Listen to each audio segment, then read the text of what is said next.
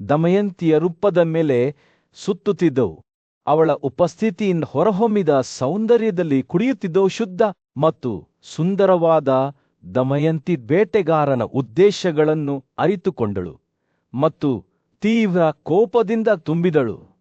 ನಾನು ನೈಷಾದನನ್ನು ಹೊರತುಪಡಿಸಿ ಬೇರೆ ಯಾರ ಬಗ್ಗೆಯೂ ಯೋಚಿಸಲಿಲ್ಲ ಎಂದು ಅವಳು ಘೋಷಿಸಿದಳು.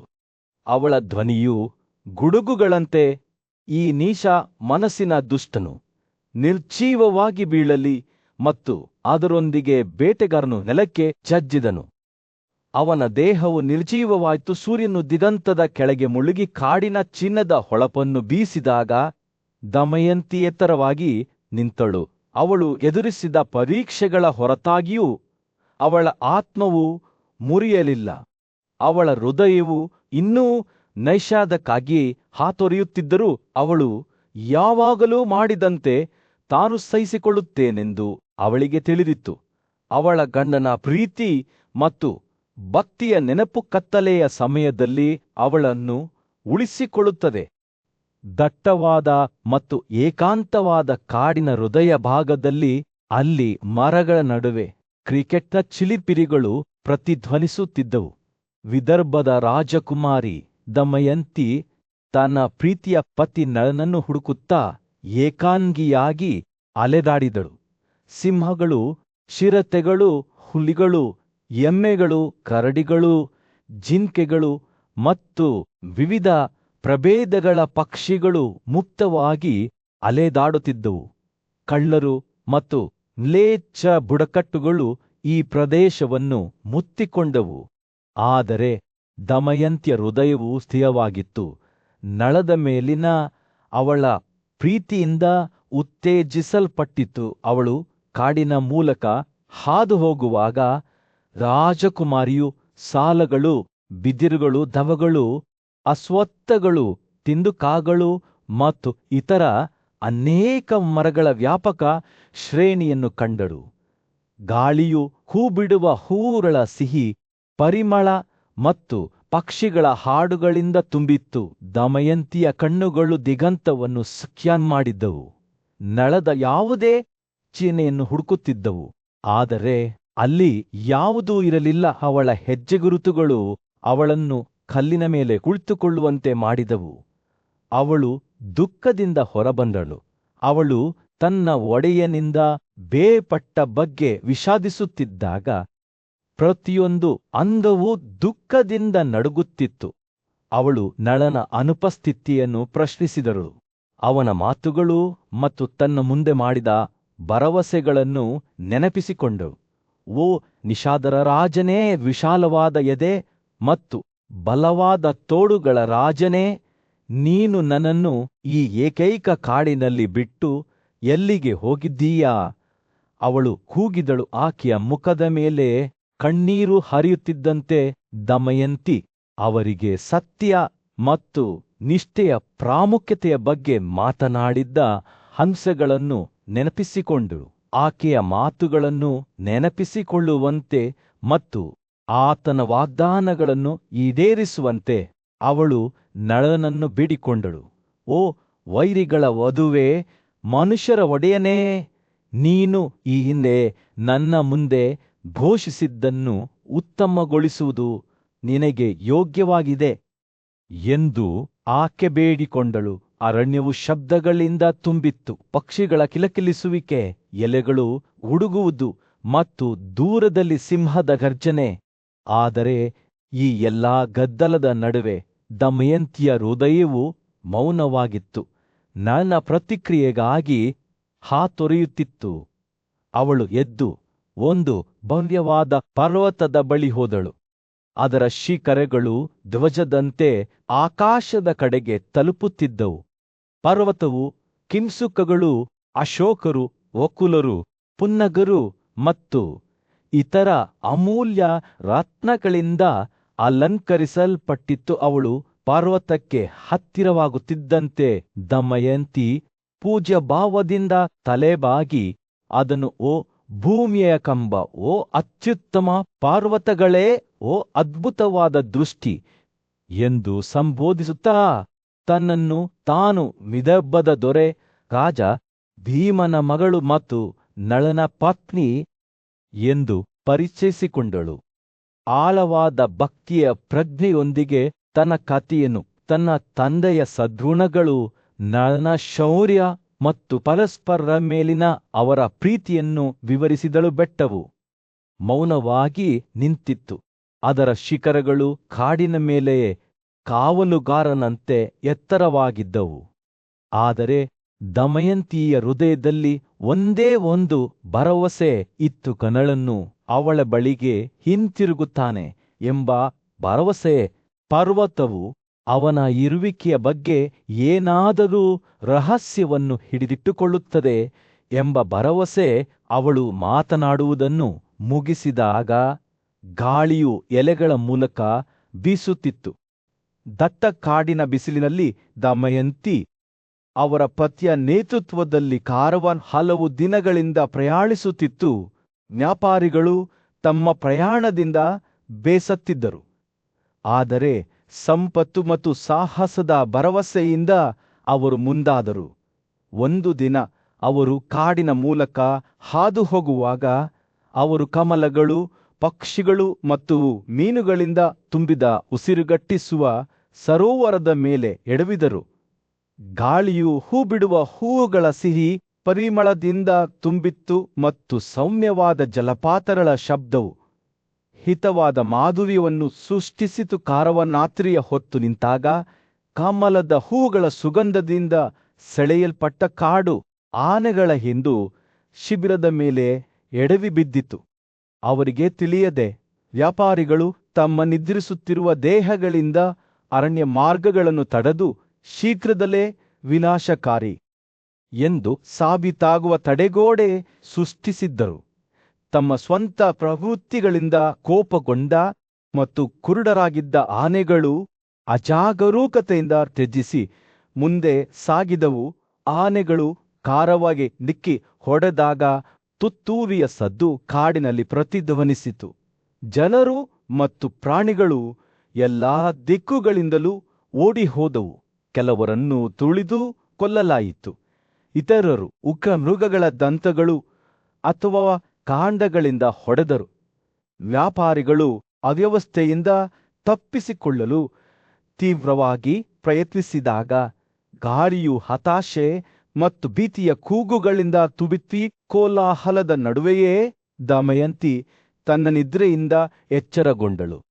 ಅವಳ ಹೃದಯವು ಭಯದಿಂದ ಓಡುತ್ತಿತ್ತು. ತನ್ನ ಕಣ್ಣುಗಳ ಮುಂದೆ ಕತ್ತಲೆಯು ತೆರೆದುಕೊಳ್ಳುತ್ತಿರುವುದನ್ನು ಅವಳು ನೋಡಿದಳು ಮತ್ತು ಅವಳ ಮನಸ್ಸು ಈ ವಿಪತ್ತಿನ ಕಾರಣದ ಬಗ್ಗೆ ಪ್ರಶ್ನೆಗಳಿಂದ ಕೂಡಿತ್ತು. ಅವಳು ದೇವರುಗಳನ್ನು ಪೂಜಿಸಲು ಮರೆತಿದ್ದಳೇ? ಅವಳು ಹಿಂದಿನ ಜೀವನದಲ್ಲಿ ಯಾವುದೋ ಅಪರಿಚಿತ ಪಾಪವನ್ನು ಮಾಡಿದ್ದಳೇ? ರಾತ್ರಿ ಕಳೆದಂತೆ ವ್ಯಾಪಾರಿಗಳು ತಮ್ಮ ದುರದೃಷ್ಟಕ್ಕೆ ದಮಯಂತಿ ಅವರೇ ಕಾರಣ ಎಂದು ಶಂಕಿಸಲು ಪ್ರಾರಂಭಿಸಿದರು. ಅವರು ತಮ್ಮೊಳಗೆ ಪಿಸುಗುಟ್ಟಿದರು. ಆಕೆಯನ್ನು ರಾಕ್ಷಸ ಅಥವಾ ಯಕ್ಷ ಮಹಿಳೆ ಎಂದು ಆರೋಪಿಸಿ ಅವರೆಲ್ಲರನ್ನೂ ನಾಶ ಮಾಡಲು ಮುಂದಾದವು. ತನ್ನ ಸುರಕ್ಷತೆಯ ಭಯದಿಂದ ದಮಯಂತಿ ದುಃಖ ಮತ್ತು ಆತಂಕದಿಂದ ಹೊರಬಂದು ಕಾಡಿಗೆ ಓಡಿ ಹೋದಳು. ಮರುದಿನ ಬೆಳಿಗ್ಗೆ ಕಾರವಾನ್ನಲ್ಲಿ ಬದುಕುಳಿದವರು ದಮಯಂತಿ ಸುತ್ತಲೂ ಜಮಾಯಿಸಿ ತಮ್ಮ ನಷ್ಟದ ಬಗ್ಗೆ ವಿಷಾದಿಸಿದರು ಮತ್ತು ಅವರ ನೋವಿನ ಕಾರಣವನ್ನು ಪ್ರಶ್ನಿಸಿದರು. ಕೆಲವರು ತಮ್ಮ ದುಷ್ಕೃತ್ಯಗಳನ್ನು ದೂಷಿಸಿದರು. ಇತರರು ದಮಯಂತಿಗೆ ಬೆರಳು ತೋರಿಸಿದರು. ಅವಳು ವಿನಾಶದ ಮುಂದಾಮಿಯೆಂದು ಮನವರಿಕೆ ಮಾಡಿಕೊಂಡರು. ವಿದರ್ಭದ ರಾಜಕುಮಾರಿಯು ತನ್ನ ಹಿಂದಿನ ತಪ್ಪುಗಳ ಬಗ್ಗೆ ಯೋಚಿಸುವಾಗ ತನ್ನ ಹೃದಯವನ್ನು ದುಃಖದಿಂದ ತುಂಬಿಕೊಂಡು ಅನಿಯಂತ್ರಿತವಾಗಿ ಅಳುತ್ತಾಳೆ. ತನ್ನ ಸ್ವಯಂವರದ ಬಳಿಗೆ ಬಂದ ಆಕಾಶ ಜೀವಿಗಳನ್ನು ತಾನು ಹೇಗೆ ಕಡೆಗಣಿಸಿ ಅವರಿಗಿಂತ ನನ್ನನ್ನು ಆಯ್ಕೆ ಮಾಡಿಕೊಂಡಿದ್ದೆನೆಂಬುದನ್ನು ಅವಳು ನೆನಪಿಸಿಕೊಂಡರು. ಬಹುಶಃ ಈ ದುರಂತವು ಆ ನಿರ್ಧಾರದ ಪರಿಣಾಮವಾಗಿದೆ ಎಂದು ಅವಳು ಭಾವಿಸಿದಳು. ಅವಳು ಮಾತನಾಡುವಾಗ ಅವಳ ಮುಖದ ಮೇಲೆ ಕಣ್ಣೀರು ಹರಿಯಿತು. ದಮಯಂತಿಯ ಮಾತುಗಳನ್ನು ಕೇಳುವವರು ತಿಳುವಳಿಕೆ ಮತ್ತು ಸಹಾನುಭೂತಿಯನ್ನು ಎದುರಿಸಿದರು. ಭಾರವಾದ ಹೃದಯದಿಂದ ರಾಜಕುಮಾರಿಯು ಚದಿಗಳ ರಾಜನಾದ ಸುವಾಹು ನಗರದಲ್ಲಿ ಸಾಂತ್ವನವನ್ನು ಕಂಡುಕೊಳ್ಳಲು ಮತ್ತೊಮ್ಮೆ ಹೊರಟಳು. ಅರ್ಧ ಉಡುಪನ್ನು ಧರಿಸಿ ಅವಳ ಕೂದಲು ಒಡೆದು ಧೂಳಿನಿಂದ ಕೂಡಿತ್ತು. ದಮಯಂತಿ ನಗರವನ್ನು ಪ್ರವೇಶಿಸಿದಳು. ನಂತರ ಕುತೂಹಲಭರಿತ ಪ್ರೇಕ್ಷಕರ ಗುಂಪು ದಟ್ಟವಾದ ಕಾಡಿನಲ್ಲಿ ರಾಜನನ್ನು ದಮಯಂತಿಯಿಂದ ತನ್ನ ಪಲಾಯನದಿಂದ ಇನ್ನೂ ತತ್ತರಿಸುತ್ತಿದ್ದಾಗ ಉಲ್ಬಣಗೊಳ್ಳುವ ಬೆಂಕಿಯ ಮೇಲೆ ಎಡವಿ ಬಿದ್ದನು. ಜ್ವಾಲೆಗಳ ನಡುವೆ, ಓ ನೀತಿವಂತ ನಳ, ಇಲ್ಲಿಗೆ ಬನ್ನಿ ಎಂಬ ನೊಸುಕಾದ ಕೂಗು ಅವನಿಗೆ ಕೇಳಿಸಿತು.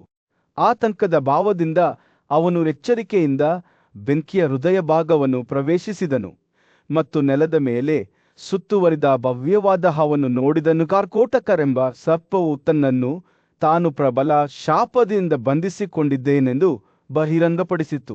ಅವನು ಬುದ್ಧಿವಂತ ಋಷಿ ನಾರದನನ್ನು ಮೋಸಗೊಳಿಸಿದನು. ಅವನು ನಳನು ಅವನನ್ನು ಬಿಡುಗಡೆ ಮಾಡುವವರೆಗೂ ನಿಶ್ಚಲವಾಗಿ ಉಳಿಯಲು ಶಾಪ ಹಾಕಿದ್ದನು. ಕೈ ಜೋಡಿಸಿ ಮತ್ತು ನಡುಗುವ ಧ್ವನಿಯಿಂದ ಕಾರ್ಕೋಟಕನು ತನ್ನ ನಿಷ್ಠಾವಂತ ಸ್ನೇಹಿತ ಮತ್ತು ರಕ್ಷಕನಾಗುವುದಾಗಿ ಭರವಸೆ ನೀಡಿ ಸಹಾಯಕ್ಕಾಗಿ ನನ್ನನ್ನು ಬೇಡಿಕೊಂಡನು. ಸಹಾನುಭೂತಿಯಿಂದ ಪ್ರೇರೇಪಿಸಲ್ಪಟ್ಟ ನಾನು ಸರ್ಪವನ್ನು ತನ್ನ ತೋಳುಗಳಲ್ಲಿ ತೆಗೆದುಕೊಂಡನು ಮತ್ತು ಅವನು ಹಾಗೆ ಮಾಡುವಾಗ ಕಾರ್ಕೋಟಕನು ಹೆಬ್ಬೆರಳಿಗಿಂತ ದೊಡ್ಡದಾದ ಒಂದು ಸಣ್ಣ ಪ್ರಾಣಿಯಾಗಿ ಮಾರ್ಪಟ್ಟನು. ಅವು ಬೆಂಕಿಯಿಂದ ಹೊರಬಂದಾಗ ನನ್ನನ್ನು ಸರ್ಪವನ್ನು ಬೀಳಿಸಲು ಉದ್ದೇಶಿಸಿದನು. ಆದರೆ ಕಾರ್ಕೋಟಕನು ತಾನು ಲಾಚನಿಗೆ ದೊಡ್ಡ ಒಳ್ಳೆಯದನ್ನು ಮಾಡುತ್ತೇನೆ ಎಂದು ಭರವಸೆ ನೀಡಿ ಮುಂದೆ ಸಾಗುವಂತೆ ಅವನನ್ನು ಎಚ್ಚರಿಸಿದನು. ನಾನು ತನ್ನ ಹೆಜ್ಜೆಗಳನ್ನು ಎಣಿಸಲು ಪ್ರಾರಂಭಿಸಿದನು ಮತ್ತು 10ನೇ ಹೆಜ್ಜೆಯಲ್ಲಿ ಹಾವು ಅವನ ಕೈಯನ್ನು ಕಚ್ಚಿತು. ತಕ್ಷಣವೇ ಒಂದು ವಿಚಿತ್ರವಾದ ರೂಪಾಂತರವು ನಳನ ದೇಹವನ್ನು ಹಿಡಿದುಕೊಂಡಿತು. ಅವನ ರೂಪವು ಬದಲಾಗಲಾರಂಭಿಸಿತು ಮತ್ತು ಈ ಹಠಾತ್ ರೂಪಾಂತರದಿಂದ ಅವನು ಆಶ್ಚರ್ಯಚಕಿತನಾದನು. ಸರ್ಪವು ತನ್ನ ಮೂಲ ರೂಪವನ್ನು ಪಡೆದುಕೊಂಡಿತು ಮತ್ತು ಕಾರ್ಕೋಟಕನು ತನ್ನ ವಿಷವು ರಾಜನ ನೋಟವನ್ನು ಬದಲಾಯಿಸಿದೆ ಎಂದು ವಿವರಿಸುತ್ತಾ ನನಗೆ ಸಾಂತ್ವನ ನೀಡಿದನು. ಆದ್ದರಿಂದ ಯಾರೂ ಅವನನ್ನು ಗುರುತಿಸಲಿಲ್ಲ. ಕಾರ್ಕೋಟಕನು ಮುಂದುವರಿಸಿದನು, ನಿಮ್ಮನ್ನು ಹಾನಿಯಿಂದ ರಕ್ಷಿಸಲು ನಾನು ನಿಮ್ಮ ಸೌಂದರ್ಯದಿಂದ ವಂಚಿಸಿದ್ದೇನೆ. ನಿಮ್ಮನ್ನು ಮೋಸಗೊಳಿಸಿದ ಮತ್ತು ಅನ್ಯಾಯ ಮಾಡಿದವನು ಈಗ ನಿಮ್ಮೊಳಗೆ ವಾಸಿಸುತ್ತಾನೆ. ನನ್ನ ವಿಷಯದಿಂದ ಪೀಡಿಸಲ್ಪಡುತ್ತಾನೆ. ಅವನು ಇರುವವರೆಗೂ ಅವನು ನನ್ನ ಕಡಿತದ ವಿಷದಿಂದ ತುಂಬಿದ ಪ್ರತಿಯೊಂದು ಅಂಗದಲ್ಲೂ ನರಳುತ್ತಾನೆ.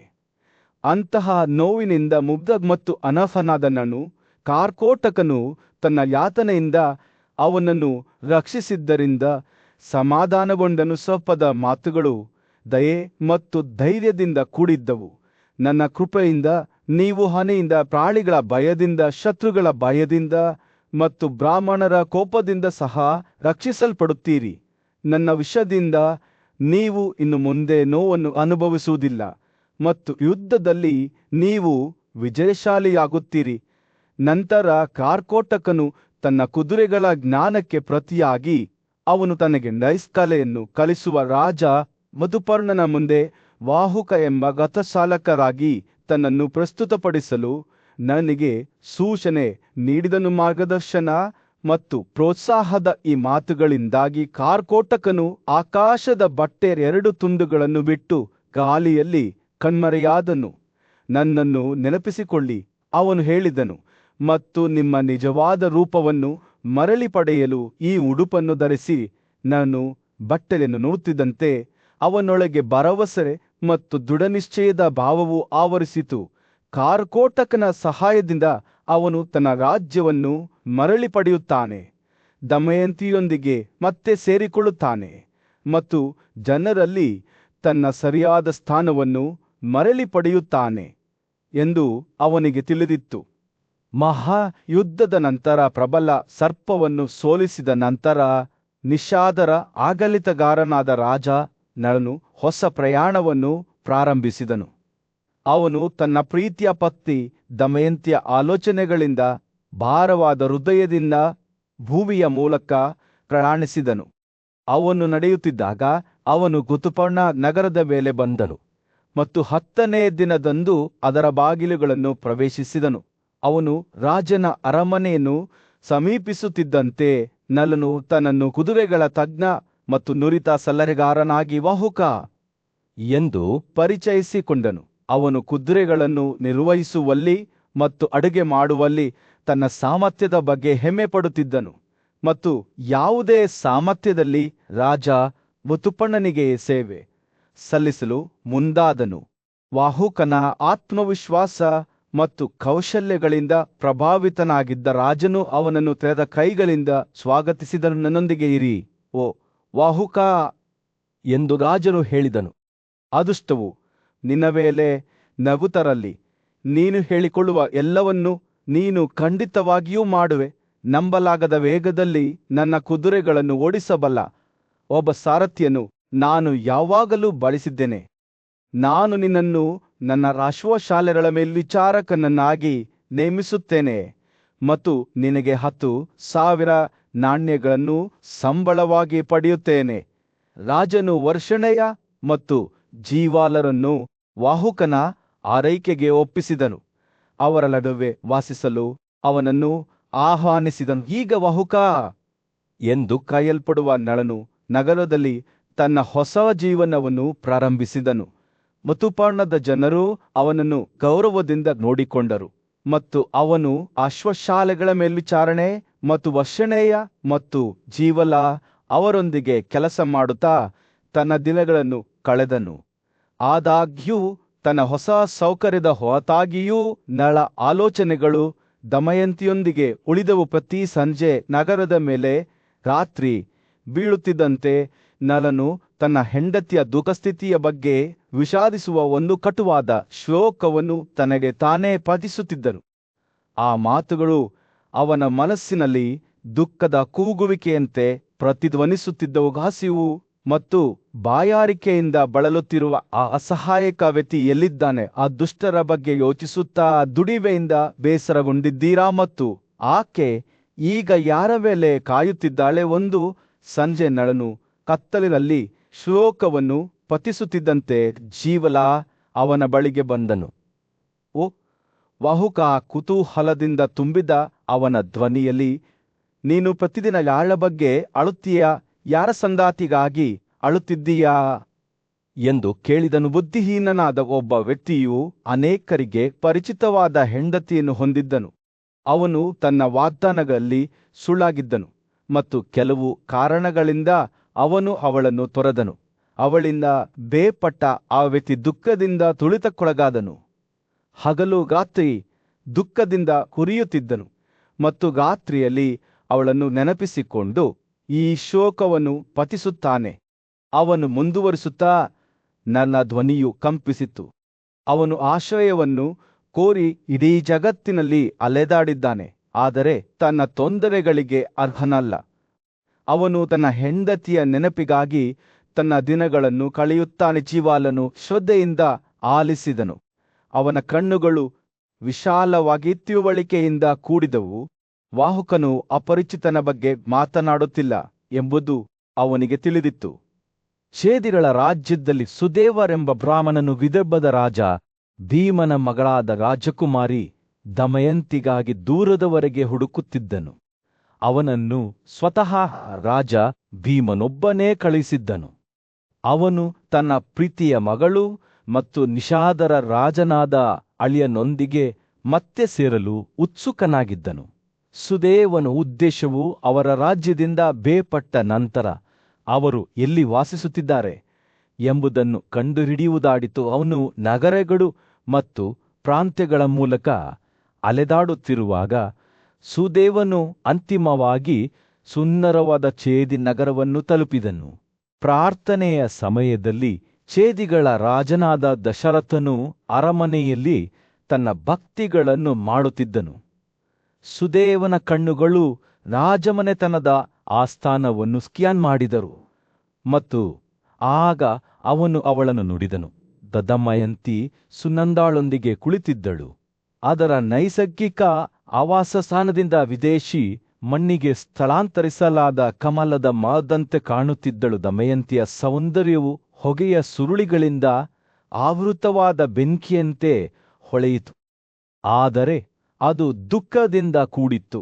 ಅವಳ ಕಣ್ಣುಗಳು ಕಮಲದ ಎಲೆಯಂತೆ ಕಪ್ಪು ಮತ್ತು ಅಭಿವ್ಯಕ್ತಿಶೀಲವಾಗಿದ್ದವು, ಮತ್ತು ಅವಳ ಮುಖವು ಮಸುಕಾಗಿದ್ದರೂ ಇನ್ನೂ ಯೌವನದ ಹೊಳಪನ್ನು ಹೊಂದಿತ್ತು.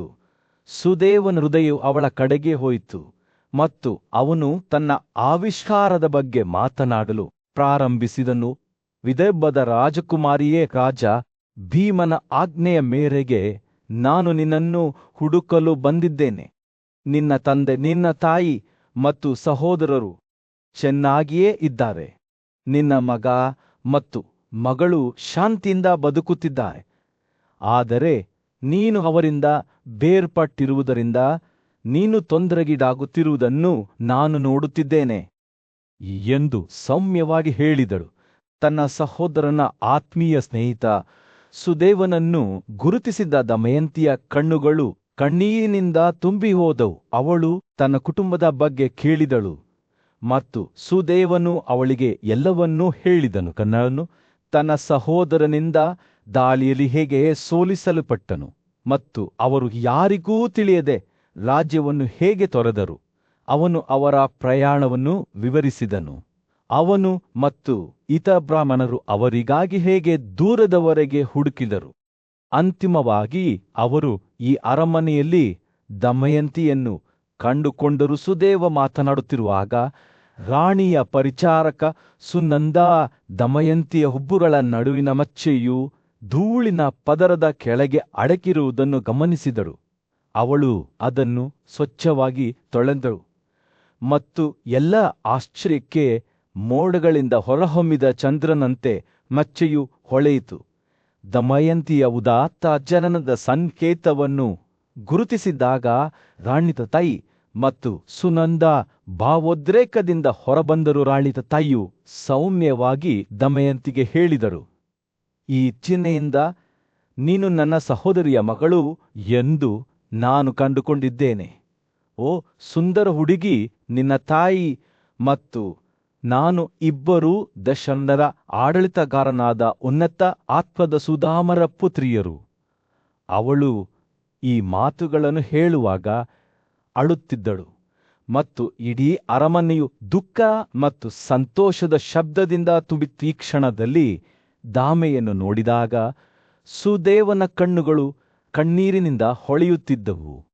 ದೂರದ ಭೂಮಿಯಲ್ಲಿ ಪರ್ನಾಡ ಎಂಬ ಹೆಸರಿನ ಬ್ರಾಹ್ಮಣನು ಅನೇಕ ವರ್ಷಗಳ ನಂತರ ಅಂತಿಮವಾಗಿ ವಿದರ್ಭ ನಗರಕ್ಕೆ ಮರಳಿದರು. ರಾಜ ಭೀಮನ ಮಗಳಾದ ದಮಯಂತಿಯನ್ನು ಹುಡುಕುತ್ತಿರುವಾಗ ಅವನ ಕಣ್ಣುಗಳು ಆಳವಾದ ಹಂಬಲದಿಂದ ತುಂಬಿದವು. ಅವನು ತನ್ನ ಹೃದಯದಲ್ಲಿ ಅವಳ ಮಾತುಗಳನ್ನು ಕೇಳಿದ್ದನು ಮತ್ತು ಅವುಗಳನ್ನು ಫಲಪ್ರದಗೊಳಿಸಲು ನಿರ್ಧರಿಸಿದನು. ಅವನು ಅರಮನೆಯನ್ನು ಪ್ರವೇಶಿಸಿದಾಗ ಪರ್ನಾಡನು ದಮಯಂತಿಯ ಕೋಣೆಗಳ ಬಳಿಗೆ ಹೋದನು. ಅಲ್ಲಿ ಅವಳು ಪರಿಚಾರಕರಿಂದ ಸುತ್ತುವರಿಯಲ್ಪಟ್ಟಿರುವುದನ್ನು ಅವನು ಕಂಡನು. ಅವನು ಅವಳ ಮುಂದೆ ಬಾಗಿದನು. ಅಯೋಧ್ಯೆಗೆ ತನ್ನ ಪ್ರಯಾಣವನ್ನು ವಿವರಿಸುವಾಗ ಅವನ ಕಣ್ಣುಗಳು ಕಣ್ಣೀರಿನಿಂದ ತುಂಬಿದ್ದವು. ಓ ದಮಯಂತಿ, ಅವನು ಹೇಳಿದನು, ನಾನು ರಾಜ ಮುತ್ತುಪಣರನ್ನು ಹುಡುಕಿದೆ, ಆದರೆ ಅಯ್ಯೋ, ಅವನು ಅಥವಾ ಅವನ ಆಸ್ಥಾನದವರು ನಿಮ್ಮ ಮಾತುಗಳಿಗೆ ಉತ್ತರಿಸಲಿಲ್ಲ. ನಾನು ವಜಾಗೊಂಡೆ, ಮತ್ತು ಆಗ ಮಾತ್ರ ನಾನು ರಾಜನ ಸಾರಥಿಯಾದ ವಹುಕನನ್ನು ಭೇಟಿಯಾದೆ. ತನ್ನ ಅಸಹ್ಯವಾದ ನೋಟ ಮತ್ತು ಸಣ್ಣ ತೋಳುಗಳನ್ನು ಹೊಂದಿದ್ದ ವಾಹಕನು ನಂಬಲಾಗದ ವೇಗದಲ್ಲಿ ರಥಗಳನ್ನು ಓಡಿಸುವಲ್ಲಿ ಉತ್ತಮ ಕೌಶಲ್ಯವನ್ನು ಹೊಂದಿದ್ದನು. ಅವನು ಅಡುಗೆ ಕಲೆಯಲ್ಲಿಯೂ ಪಾರಂಗತನಾಗಿದ್ದನು. ಆದರೆ ದಮಯಂತಿಯೊಂದಿಗೆ ಮಾತನಾಡುವಾಗ ಈ ಪ್ರತಿಭೆಗಳನ್ನು ಪರ್ನಾಡನು ನೆನಪಿಸಿಕೊಳ್ಳಲಿಲ್ಲ. ಅವನು ನನಗೆ ಹೇಳಿದನು, ಒಬ್ಬ ಮಹಿಳೆ ತನ್ನ ಒಡೆಯನಿಂದ ಪರಿತ್ಯಕ್ತಳಾದಾಗಲೂ ಅವಳು ಶಾಂತ ಮತ್ತು ಸ್ಥಿರವಾಗಿರಬೇಕು, ಏಕೆಂದರೆ ಒಬ್ಬ ಪರಿಶುದ್ಧ ಮಹಿಳೆ ಸದ್ಗುಣಶೀಲ ನಡವಳಿಕೆಯ ರಕ್ಷಾಕವಚದಲ್ಲಿ ತನ್ನ ಜೀವನವನ್ನು ನಡೆಸುತ್ತಾಳೆ. ಎಂದಿಗೂ ಕೋಪ ಅಥವಾ ಅಸಮಾಧಾನದಿಂದ ತನ್ನನ್ನು ತಾನು ತಿರುಗಿಸಿಕೊಳ್ಳಲು ಬಿಡುವುದಿಲ್ಲ. ಪರನಾದನು. ವಾವುಕನೊಂದಿಗಿನ ತನ್ನ ಮಾತುಗಳನ್ನು ನೆನಪಿಸಿಕೊಳ್ಳುತ್ತಿದ್ದಾಗ ದಮಯಂತಿ ಶ್ರದ್ಧೆಯಿಂದ ಆಲಿಸಿದಳು. ತನ್ನ ಪ್ರೀತಿಯ ಗಂಡನಾದ ನಾನು ನಿಜವಾಗಿಯೂ ನಾಶವಾಗಿರಬಹುದು ಎಂದು ಅರಿತುಕೊಂಡಾಗ ಆಕೆಗೆ ದುಃಖದ ನೋವುಂಟಾಯಿತು. ಆಕೆ ತನ್ನ ತಾಯಿಯಾದ ರಾಣಿಯ ಕಡೆಗೆ ತಿರುಗಿದಾಗ ಆಕೆಯ ಕಣ್ಣುಗಳು ಕಣ್ಣೀರಿನಿಂದ ತುಂಬಿದ್ದವು. ತಾಯಿ, ಅವಳು ಹೇಳಿದಳು, ನಾನು ನಿನ್ನೊಂದಿಗೆ ಖಾಸಗಿಯಾಗಿ ಮಾತನಾಡಬೇಕು. ನಳನ್ನು ಮರಳಿ ತರಲು ನಾನು ಸುದೇವನನ್ನು ಅಯೋಧ್ಯೆಗೆ ಕಳುಹಿಸಲು ಬಯಸುತ್ತೇನೆ. ಆದರೆ ರಾಜ ಭೀಮನು ತನ್ನ ಯೋಜನೆಯನ್ನು ಒಪ್ಪುವುದಿಲ್ಲ ಎಂದು ದಮಯಂತಿಗೆ ತಿಳಿದಿತ್ತು. ಇದನ್ನು ಗುಟ್ಟಾಗಿಟ್ಟುಕೊಳ್ಳುವಂತೆ ಮತ್ತು ತಡಮಾಡದೆ ಅಯೋಧ್ಯೆಗೆ ಹೋಗುವಂತೆ ಸುದೇವನಿಗೆ ಸೂಚಿಸುವಂತೆ ಅವಳು ತನ್ನ ತಾಯಿಯನ್ನು ಬೇಡಿಕೊಂಡಳು. ತಾಯಿ ಅವಳು ಹೇಳಿದರು, ನೀವು ನಿಜವಾಗಿಯೂ ನನ್ನ ಸಂತೋಷವನ್ನು ಬಯಸಿದರೆ ಸುದೇವನು ನನ್ನನ್ನು ನನ್ನ ಬಳಿಗೆ ಮರಳಿ ತರಲು ಅವಕಾಶ ಮಾಡಿಕೊಡಿ. ನಾನು ಅವನಿಗೆ ಅವನ ಹುಚ್ಚುತನದ ಕನಸುಗಳನ್ನು ಮೀರಿದ ಸಂಪತ್ತು ಮತ್ತು ಸಂಪತ್ತನ್ನು ಬಹುಮಾನವಾಗಿ ನೀಡುತ್ತೇನೆ. ಪನ್ನಾಡನು ಅರಮನೆಯಿಂದ ಹೊರಟು ಹೋದಾಗ ದಮಯಂತಿ ಅವನಿಗೆ ಉಡುಗೊರೆಗಳು ಮತ್ತು ಸಂಪತ್ತಿನ ಸಮೃದ್ಧಿಯನ್ನು ಬಹುಮಾನವಾಗಿ ನೀಡಿದಳು. ಆದರೆ ಇದು ಅವನ ಹೃದಯವನ್ನು ಸಂತೋಷದಿಂದ ತುಂಬಲಿಲ್ಲ.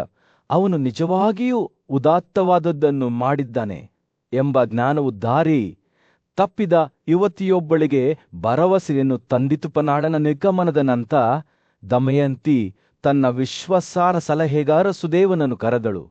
ಸುದೇವ ಅವಳು ಹೇಳಿದಳು, ತಕ್ಷಣವೇ ಅಯೋಧ್ಯೆಗೆ ಹೋಗಿ ರಾಜ ವತುಪನ್ನನಿಗೆ ನನ್ನ ಯೋಜನೆಯನ್ನು ತಿಳಿಸಿ, ನಾನು ನಾಳೆ ಮತ್ತೊಂದು ಸ್ವಯಂವರವನ್ನು ನಡೆಸುತ್ತೇನೆ ಮತ್ತು ಎಲ್ಲಾ ರಾಜರು ಮತ್ತು ರಾಜಕುಮಾರರನ್ನು ಆಹ್ವಾನಿಸಲಾಗುತ್ತದೆ. ಸಾಧ್ಯವಾದರೆ ಅದಕ್ಕೂ ಮೊದಲು ನನ್ನನ್ನು ನನ್ನ ಬಳಿಗೆ ಮರಳಿ ಕರೆತನ್ನಿ. ಅಯೋಧ್ಯೆಯ ರಾಜ್ಯದಲ್ಲಿ ರಾಜ ತುತುಪರ್ಣನು ವಿದರ್ಭದ ರಾಜಕುಮಾರಿಯಾದ ದಮಯಂತಿಯ ಸ್ವಯಂವರನ ಬಳಿಗೆ ಸಂದೇಶವಾಹಕನನ್ನು ಕಳುಹಿಸಲು ತಯಾರಿ ನಡೆಸುತ್ತಿದ್ದನು. ಒಬ್ಬ ನುರಿತ ಕುದುರೆ ತರಬೇತುದಾರ ಮತ್ತು ಸಾರಥಿಯಾದ ವಾಹುಕನು ಅವನ ಮುಂದೆ ನಿಂತನು. ಅವನ ಹೃದಯವು ದುಃಖದಿಂದ ಭಾರವಾಗಿತ್ತು. ಅವನು ಸ್ವಲ್ಪ ಸಮಯದಿಂದ ತನ್ನ ಪ್ರೀತಿಯ ಪತ್ನಿ ದಮಯಂತಿಯಿಂದ ಬೇರ್ಪಟ್ಟಿದ್ದನು ಮತ್ತು ಈಗ ಅವನನ್ನು ಅವಳ ಮದುವೆಯ ಸಮಾರಂಭದಲ್ಲಿ ಭಾಗವಹಿಸಲು ಕೇಳಿಕೊಳ್ಳಲಾಗುತ್ತಿತ್ತು. ತುಪರ್ಣನ ಪರಿಸ್ಥಿತಿಯನ್ನು ವಿವರಿಸುತ್ತಿದ್ದಂತೆ ರಾಜನ ಮಗನಾದ ನಳನು ತನ್ನೊಳಗೆ ದುಃಖದ ನೋವನ್ನು ಅನುಭವಿಸಿದನು. ಅವನು ಬಹುಶಃ ದಮಯಂತಿ ದುಃಖದಿಂದ ಕುರುಡನಾಗಿದ್ದಳು, ಅಥವಾ ಬಹುಶಃ ಅವಳು ತನ್ನ ಮೇಲಿನ ಪ್ರೀತಿಯಿಂದ ಈ ಯೋಜನೆಯನ್ನು ರೂಪಿಸಿದ್ದಳು ಎಂದು ಅವನು ಭಾವಿಸಿದನು. ಆದರೆ ಮಹಿಳೆಯರು ಅಸ್ಥಿರ ಮತ್ತು ಅಸಂಬದ್ಧವೆಂದು ತಿಳಿದಿದ್ದಳು ಮತ್ತು ಅವನ ಸ್ವಂತ ಅಪರಾಧಗಳು ಅವಳನ್ನು ಓಡಿಸಿರಬಹುದು ಎಂದು ಅವನಿಗೆ ತಿಳಿದಿತ್ತು. ತನ್ನ ಅನುಮಾನಗಳನ್ನು ಬದಿಗಿಟ್ಟು ಪರಿಸ್ಥಿತಿಯನ್ನು ಶಾಶ್ವತವಾಗಿ ಪರಿಹರಿಸಲು ನಿರ್ಧರಿಸಿದನು.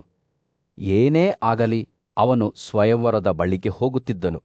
ಭಾರವಾದ ಹೃದಯದಿಂದ ಅವನು ವತುಪರ್ಣನ ಬಳಿಗೆ ಹೋದನು ಮತ್ತು ಸಂದೇಶವಾಹಕನ ಕರ್ತವ್ಯವನ್ನು ಒಪ್ಪಿಕೊಂಡು ಅವನ ಮುಂದೆ ತಲೆಬಾಗಿದನು. ನಿರ್ಧಾರದ ಸುದ್ದಿಯಿಂದ ಇನ್ನೂ ತತ್ತರಿಸುತ್ತಿದ್ದ ವಹುಕ ಅವರ ಪ್ರಯಾಣಕ್ಕೆ ಕುದುರೆಗಳನ್ನು ಆಯ್ಕೆ ಮಾಡಲು ಅಶ್ವಶಾಲೆಯ ಬಳಿಗೆ ಹೋದನು. ಅವನು 4 ತೆಳ್ಳಗಿನ ಕಮಾಂಸದ ಆದರೆ ಬಲವಾದ ಕುದುರೆಗಳನ್ನು ಆಯ್ಕೆ ಮಾಡಿದನು. ದೀರ್ಘ ಪ್ರಯಾಣದ ಸಾಮರ್ಥ್ಯ ಮತ್ತು ಎತ್ತರದ ತಳಿ ಶಕ್ತಿಯೊಂದಿಗೆ ವತುಪರ್ಣನು ಮೊದಲಿಗೆ ಸಂಶಯ ಹೊಂದಿದ್ದನು. ವಹುಕನ ಆಯ್ಕೆಯನ್ನು ಪ್ರಶ್ನಿಸಿದ್ದನು. ಆದರೆ ಪ್ರತಿ ಕುದುರೆಯ ಹಣೆಯ ಮೇಲೆ ವಿಶೇಷ ಗುರುತು ಇದೆರೆ ಎಂದು ನುರಿತ ತರಬೇತುದಾರನು ವಿವರಿಸಿದನು. ಇದು ಅವುಗಳನ್ನು ಕಾರ್ಯಕ್ಕೆ ಸೂಕ್ತವಾಗಿಸಿತು. ಅವರು ಹೊರಡಲು ಸಿದ್ಧರಾದಾಗ ನಾನು 4 ಕುದುರೆಗಳನ್ನು ತನ್ನ ಹತ್ತಕ್ಕೆ ಜೋಡಿಸಿದನು ಮತ್ತು ಅವರು ಬಹಳ ವೇಗವಾಗಿ ವಿದರ್ಭದ ಕಡೆಗೆ ಹೊರಟರು. ವಾಹುಕನ ಕೌಶಲ್ಯಪೂರ್ಣ ಮಾರ್ಗದರ್ಶನದಿಂದ ಪ್ರಚೋದಿಸಲ್ಪಟ್ಟ ಕುದುರೆಗಳು ಗಾಳಿಯೊಳಗೆ ಎದ್ದು ವಾಹನದಲ್ಲಿದ್ದವರನ್ನು ಗೊಂದಕೀಡು ಮಾಡಿದವು. ವತುಪರ್ಣನ ಸಾರಥಿಯಾದ ವರ್ಷಣೆಯನು ವಾಹುಕನ ಪರಿಣತಿಯನ್ನು ನೋಡಿ ಆಶ್ಚರ್ಯಚಕಿತನಾದನು. ಅವನು ನಿಜವಾಗಿಯೂ ತನ್ನ ಹೆಂಡತಿಯಿಂದ ಬೇರ್ಪಟ್ಟ ದಂತಕಥೆಯ ರಾಜನಾದನೇ ಎಂದು ಆಶ್ಚರ್ಯಪಟ್ಟರು. ಅವರು ಪ್ರಯಾಣ ಬೆಳೆಸುತ್ತಿರುವಾಗ ವರ್ಷಣೆಯನು ವಾಹುಕನ ಗಮನಾರ್ಹ ಸಾಮರ್ಥ್ಯಗಳನ್ನು ಪ್ರತಿಬಿಂಬಿಸಿದನು. ಅದು ಸ್ವತಃ ನಳ ಸಾಮರ್ಥ್ಯಗಳಿಗೆ ಪ್ರತಿಸ್ಪರ್ಧಿಯಾಗಿ ತೋತಿತು. ವಾಹುಕನು ನಿಜವಾದ ನಳನ ವೇಷಧಾರಿಯಾಗಬಹುದೇ, ಅಥವಾ ಬಹುಶಃ ಅದೇ ರೀತಿಯ ಜ್ಞಾನ ಮತ್ತು ಕೌಶಲ್ಯ ಹೊಂದಿರುವ ಬೇರೊಬ್ಬನಾಗಿರಬಹುದೇ ಎಂದು ಅವನು ಯೋಚಿಸಿದನು. ಸತ್ಯ ಏನೇ ಇರಲಿ, ಒಂದು ವಿಷಯ ಖಚಿತವಾಗಿತ್ತು: ವಾಹುಕನು ತನ್ನ ಕಲೆಯಲ್ಲಿ ನಿಪುಣನಾಗಿದ್ದನು ಮತ್ತು ಕುದುರೆಗಳನ್ನು ಮಾರ್ಗದರ್ಶಿಸುವ ಅವನ ಕೌಶಲ್ಯವು ಅವರನ್ನು ಬಹಳ ವೇಗವಾಗಿ ತಮ್ಮ ಗಮ್ಯಸ್ಥಾನಕ್ಕೆ ಕೊಂಡೊಯ್ಯುತ್ತಿತ್ತು. ವಾಹುಕನು ತನ್ನ ಮಂತ್ರವಿದ್ಯೆಯನ್ನು ಹಿಡಿತದಲ್ಲಿಟ್ಟುಕೊಂಡಿರುವುದನ್ನು ನೋಡಿದ ರಾಜ ಮತ್ತು ಅವನ ಸಾರಥಿಯು ಸಂತೋಷದಿಂದ ತುಂಬಿದ್ದರು. ಮುಂದೆ ಬರುವ ಸವಾಲುಗಳನ್ನು ಎದುರಿಸಲು ಸಹಾಯ ಮಾಡುವ ಒಬ್ಬ ಅಸಾಧಾರಣ ವ್ಯಕ್ತಿಯನ್ನು ತಾವು ಕಂಡುಕೊಂಡಿದ್ದೇವೆ ಎಂದು ಅವರಿಗೆ ತಿಳಿದಿತ್ತು. ಆದ್ದರಿಂದ ವಾಹುಕನು ಅಧಿಕಾರದಲ್ಲಿದ್ದಾಗ ಅವರು ವಿದರ್ಭದ ಕಡೆಗೆ ಧಾವಿಸಿ ಅವರಿಗಾಗಿ ಏನು ಕಾದಿದೆಯೋ ಅದನ್ನು ಎದುರಿಸಲು ಸಿದ್ಧರಾದನು. ವಾಹುಕನು ಓಡಿಸುತ್ತಿದ್ದ ನಳನ ರಥವು ವೇಗವಾಗಿ ನದಿಗಳು, ಪರ್ವತಗಳು ಮತ್ತು ಕಾಡುಗಳನ್ನು ಹಾದು ಹೋಗುತ್ತಾ ಆಶ್ಚರ್ಯಕರವಾದ ಹಾದಿಯನ್ನು ಬಿಟ್ಟು ಹೋಯಿತು. ಅವರು ಪ್ರಯಾಣಿಸುತ್ತಿದ್ದಂತೆ ಬಂಗಾಸುರನ ರಾಜಪುತ್ರನಾದ ಋತುಪರ್ಣನು ಆ ಭೂಪ್ರದೇಶವನ್ನು ದಿಟ್ಟಿಸಿ ನೋಡಿದನು. ಅವನ ಕಣ್ಣುಗಳು ಮುಂದಿರುವ ಯಾವುದೋ ವಸ್ತುವಿನ ಮೇಲೆ ನಿಂತವು. ಇದ್ದಕ್ಕಿದ್ದಂತೆ ಅವನು ತನ್ನ ಮೇಲಿನ ಉಡುಪನ್ನು ನೆಲಕ್ಕೆ ಬೀಸುತ್ತಿರುವುದನ್ನು ನೋಡಿದನು. ಹಿಂದರಿಕೆಯಿಲ್ಲದೆ ಅವನು ನಳಿಗೆ ಕೂಗಿದನು, ನಾನು ನನ್ನ ಮೇಲಂಗಿಯನ್ನು ಹಿಂಪಡೆಯಬೇಕು.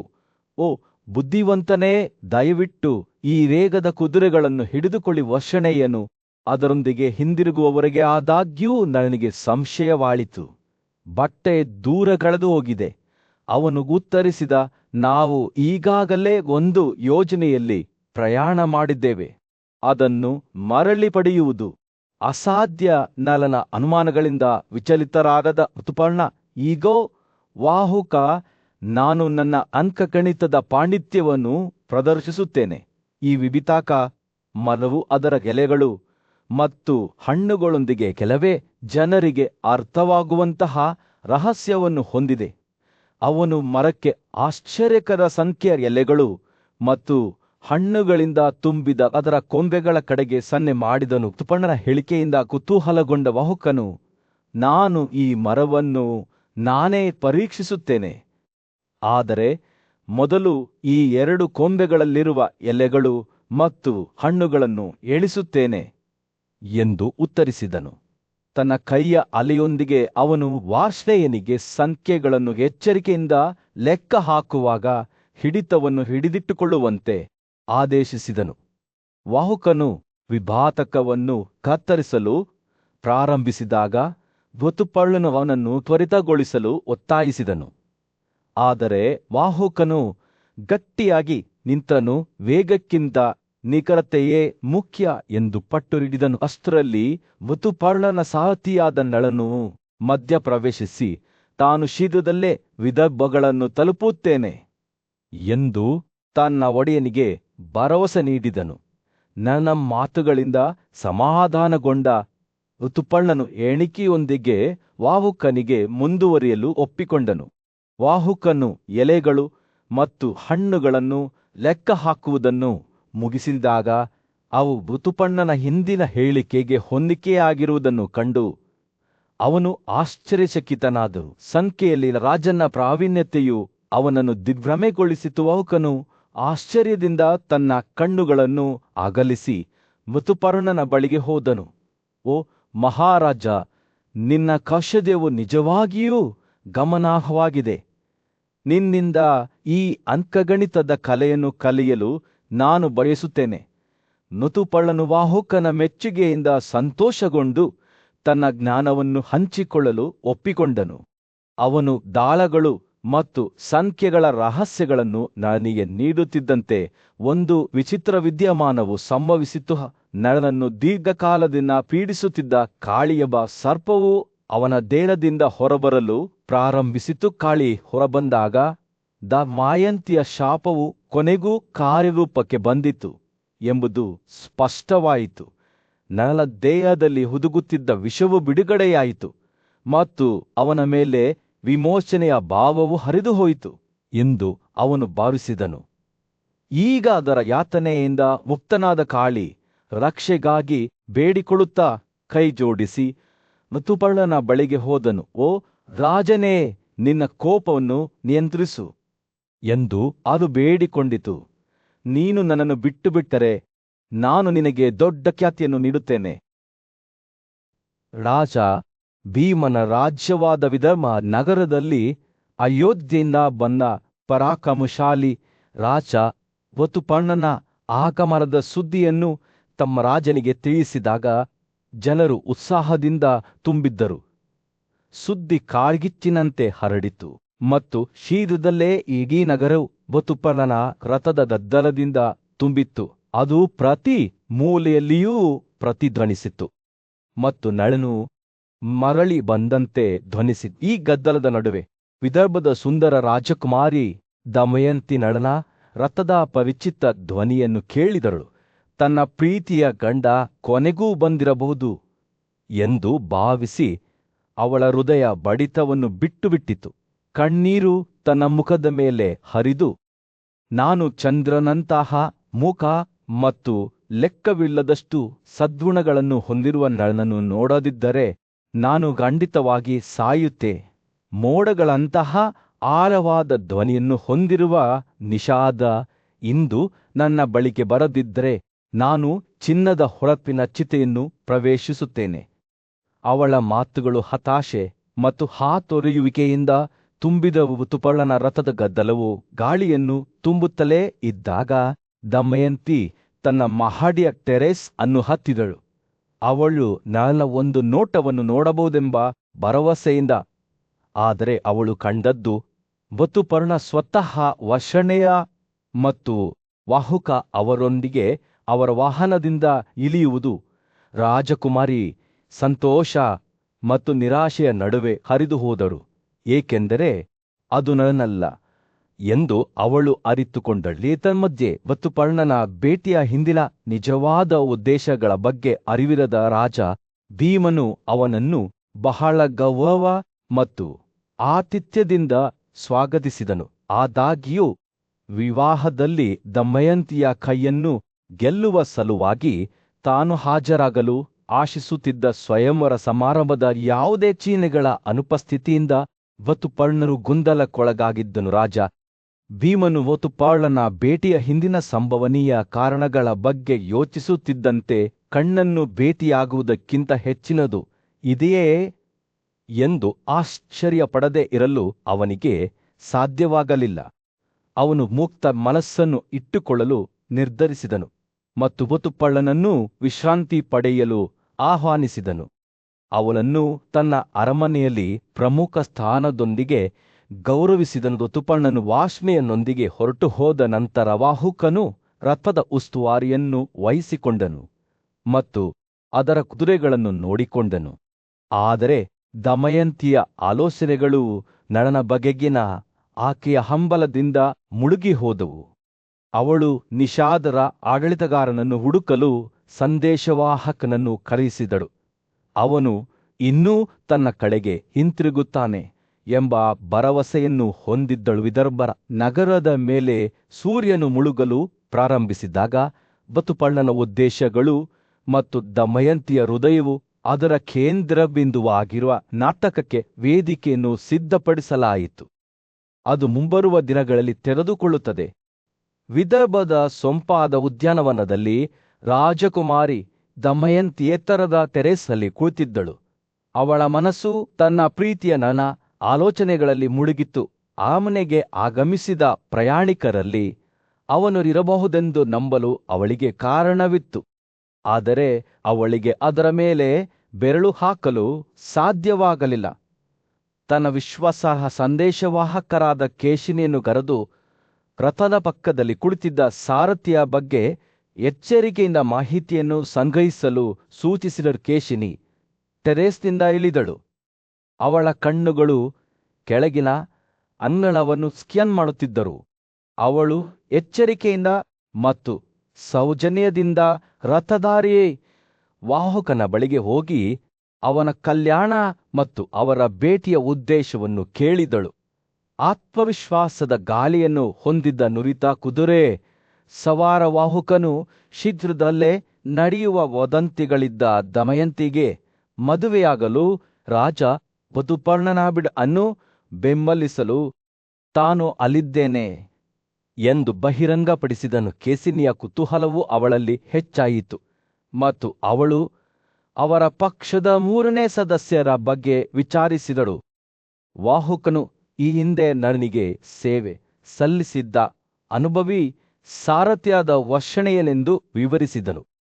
ಕೇಶಿನಿ ಹೆಚ್ಚಿನ ಮಾಹಿತಿಗಾಗಿ ಒತ್ತಾಯಿಸಿದಾಗ ವಾಹಕನು ರಾಜನ ನಿರ್ಗಮನದ ನಂತರ ವರ್ಷಣೆಯನ ರಾಜ್ಯವನ್ನು ತೊರೆದಿದ್ದಾನೆ ಮತ್ತು ಈಗ ಋತುಪರ್ಣನ ಸೇವೆಯಲ್ಲಿ ಅಡುಗೆಯವನಾಗಿ ಮತ್ತು ಸಾರಥಿಯಾಗಿ ಕೆಲಸ ಮಾಡುತ್ತಿದ್ದಾನೆ ಎಂದು ಬಹಿರಂಗಪಡಿಸಿದನು. ಈ ಕಥೆಯಲ್ಲಿ ಇನ್ನೂ ಹೆಚ್ಚಿನದು ಇದೆ ಎಂದು ಕೇಶಿನಿ ಅರಿತುಕೊಂಡಳು ಮತ್ತು ನಲನು ಎಲ್ಲಿದ್ದಾನೆ ಎಂಬುದರ ಬಗ್ಗೆ ವಾಹಕನನ್ನು ಸೌಮ್ಯವಾಗಿ ವಿಚಾರಿಸಿದಳು. ಆದರೆ ವಾಹಕನು ತಲೆ ಅಲ್ಲಾಡಿಸಿದನು. ವಾರ್ಷ್ಣೇಯನಿಗೆ ರಾಜನು ಎಲ್ಲಿಗೆ ಹೋಗಿದ್ದಾರೆಂದು ತಿಳಿದಿಲ್ಲ, ಬೇರೆ ಯಾರಿಗೂ ತಿಳಿದಿಲ್ಲ ಎಂದು ಹೇಳಿದನು. ನಲನು ತನ್ನ ಅದೃಷ್ಟದ ಪಿಸುಗುಟ್ಟನ್ನು ಬಿಟ್ಟು ಗಾಳಿಯಲ್ಲಿ ಕಣ್ಮರೆಯಾದಂತೆ ತೋರುತ್ತಿತ್ತು. ವಿಚಲಿತರಾಗದೆ ಕೇಶಿನಿ ತನ್ನ ಸಂಶೋಧನೆಗಳೊಂದಿಗೆ ದಮಯಂತಿಗೆ ಹಿಂತಿರುಗಿದಳು ಮತ್ತು ಅವುಗಳನ್ನು ವಿವರವಾಗಿ ಪ್ರಸಾರ ಮಾಡಿದಳು. ರಾಜಕುಮಾರಿಯು ಕುತೂಹಲದಿಂದ ಆಲಿಸಿದಳು. ಆಕೆಯ ಹೃದಯವು ನಿರೀಕ್ಷೆಯಿಂದ ಬಡಿದುಕೊಳ್ಳುತ್ತಿತ್ತು. ಬಹುಕ ಮಾತನಾಡುವ ಪದಗಳು ಸತ್ಯವಲ್ಲ ಎಂದು ಅವಳಿಗೆ ತಿಳಿದಿತು. ಅವನು ಬೇರೆ ಯಾರೂ ಅಲ್ಲ, ಸ್ವತಃ ನರನೇ ಎಂದು ಅವಳಿಗೆ ಮನವರಿಕೆಯಾಯಿತು. ತನ್ನ ಪಕ್ಕದಲ್ಲಿದ್ದ ತನ್ನ ಸರಿಯಾದ ಸ್ಥಾನವನ್ನು ಮರಳಿ ಪಡೆಯಲು ಬಂದಳು. ಕೇಶಿನಿ ತನ್ನ ವೃತ್ತಾಂತವನ್ನು ಮುಗಿಸಿದಾಗ ದಮಯಂತಿಯ ಕಣ್ಣುಗಳು ಗುರುತಿಸುವಿಕೆಯಲ್ಲಿ ಅಗಲವಾದರು. ಒಮ್ಮೆ ಅಯೋಧ್ಯೆಗೆ ಭೇಟಿ ನೀಡಿ ನಳನ ನಿರ್ಗಮನದ ಬಗ್ಗೆ ಮಾತನಾಡಿದ್ದ ಬ್ರಾಹ್ಮಣನಾದ ಪರ್ನಾಡನ ನಿಖರವಾದ ಮಾತುಗಳನ್ನು ಪುನರಾವರ್ತಿಸಲು ಅವಳು ಕೇಶಿನಿಗೆ ಕರೆ ಮಾಡಿದಳು. ಕೇಶಿನಿ ಗಟ್ಟಿಯಾಗಿ ಪದಗಳನ್ನು ಮಾತನಾಡುವ ಮೊದಲು ಒಂದು ಕ್ಷಣ ಹಿಂಜರಿಯಿತು. ಓ ಪ್ರಿಯ ಜೂಜುಕೋರನೇ, ನೀನು ನನ್ನ ಅರ್ಧ ಬಟ್ಟೆಯ ತುಂಡನ್ನು ಕತ್ತರಿಸಿ ಕಾಡಿನಲ್ಲಿ ಮಲಗಿದ್ದ ಅವನ ಪ್ರಿಯ ಮತ್ತು ನಿಷ್ಠಾವಂತ ಹೆಂಡತಿಯಾದ ನನ್ನನ್ನು ಎಲ್ಲಿ ಬಿಟ್ಟು ಹೋಗಿದ್ದೀಯ? ಆ ಮಾತುಗಳು ಸವಾಲಿನಂತೆ ಗಾಳಿಯಲ್ಲಿ ತೂಗಾಡುತ್ತಿದ್ದವು ಮತ್ತು ನನ್ನ ಪ್ರತಿಕ್ರಿಯೆಯು ಅವನ ಕಣ್ಮರೆಯ ಬಗ್ಗೆ ಸತ್ಯವನ್ನು ಬಹಿರಂಗಪಡಿಸುತ್ತದೆ ಎಂದು ದಮಯಂತಿಗೆ ತಿಳಿದಿತ್ತು. ಕೇಶಿನಿ ನನ್ನ ಉತ್ತರವನ್ನು ಪ್ರಸಾರ ಮಾಡುವಾಗ ಅವಳು ಉಸಿರುಗಟ್ಟಿಸಿ ಕಾಯುತ್ತಿದ್ದಳು. ಅದು ದುಃಖ ಮತ್ತು ವಿಷಾದದಿಂದ ಕೂಡಿತ್ತು. ನನ್ನ ಹೃದಯವು ಬಹಳ ಸಮಯದಿಂದ ದುಃಖದಿಂದ ಭಾರವಾಗಿತ್ತು. ಅವನು ಎಲ್ಲವನ್ನೂ ಕಳೆದುಕೊಂಡಿದ್ದನು. ಅವನ ರಾಜ್ಯ, ಅವನ ಸಂಪತ್ತು ಮತ್ತು ಅವನ ಸ್ವಂತ ಪ್ರಜ್ಞೆ. ಆದರೆ ಆ ಕ್ಷಣದಲ್ಲಿ ಆಕೆಯ ದುಃಖದ ನಡುವೆಯೂ ಬೃಹದ ಸ್ವರ ಮಾತುಗಳನ್ನು ಕೇಳುವಾಗ ದಮಯಂತಿಯ ಹೃದಯವು ದುಃಖದಿಂದ ತುಂಬಿತು. ಆಕೆ ತನ್ನ ಪ್ರೀತಿಯ ಪತಿಯಾದ ನನ್ನ ಯಾವುದೇ ಚಿಹ್ನೆಯನ್ನು ಹುಡುಕುತ್ತಿದ್ದಳು. ಆದರೆ ಅವಳಿಗೆ ಕೇವಲ ವದಂತಿಗಳು ಮತ್ತು ಪಿಸುಗುಗಳು ಮಾತ್ರ ಕಂಡುಬಂದವು. ಅವಳ ನಿಷ್ಠಾವಂತ ಸಂಗಾತಿಯಾದ ಕೇಶಿನಿ ಅವಳ ಪಕ್ಕದಲ್ಲಿ ನಿಂತು ಅವಳನ್ನು ಸಾಂತ್ವನ ಮಾಡಲು ಪ್ರಯತ್ನಿಸುತ್ತಿದ್ದಳು. ಆದರೆ ದಮಯಂತಿಯ ಕಣ್ಣುಗಳು ಭರವಸೆಯ ಮಿನುಗುವಿಕೆಯನ್ನು ಹಿಡಿದಿದ್ದವು. ಕೇಶಿನಿ ನಡುಗುತ್ತಿರುವ ಅವಳ ಧ್ವನಿಯಲ್ಲಿ, ನೀನು ವಾಹಕದ ಬಳಿಗೆ ಹಿಂತಿರುಗಿ ಹೋಗಬೇಕು. ಅವನ ನಡವಳಿಕೆಯನ್ನು ಸೂಕ್ಷ್ಮವಾಗಿ ಗಮನಿಸಿ ಎಲ್ಲವನ್ನೂ ನನಗೆ ತಿಳಿಸಿ ಎಂದಳು.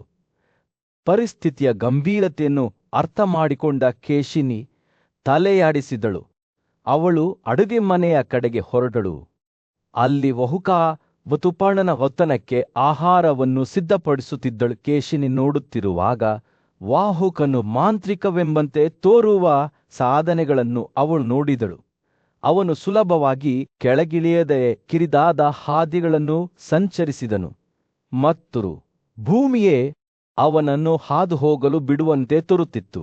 ಅವನ ಕೇವಲ ನೋಟದಲ್ಲಿ ನೀರಿನಿಂದ ತುಂಬಿದ ಹಡಗುಗಳು ಹತ್ತಿರದಲ್ಲಿದ್ದವು ಮತ್ತು ಅವನು ಸೂರ್ಯನಲ್ಲಿ ಬೆರಳೆಣಿಕೆಯಷ್ಟು ಹುಲ್ಲು ಹಿಡಿದಾಗ ಜ್ವಾಲೆಗಳು ಹೊರಹೊಮ್ಮಿದವು. ಅವುಗಳ ಸುತ್ತಲಿನ ಜಾಗವನ್ನು ಬೆಳಗಿಸಿದ್ದವು. ಈ ಅದ್ಭುತಗಳನ್ನು ಕಂಡ ಕೇಸಿನಿಯ ಕಣ್ಣುಗಳು ಅಗಲವಾದವು. ಈ ವಸ್ತುಗಳ ಮೇಲೆ ಅಂತಹ ಪಾಂಡಿತ್ಯವನ್ನು ಹೊಂದಿರುವ ಯಾರನ್ನೂ ಅವಳು ನೋಡಿರಲಿಲ್ಲ.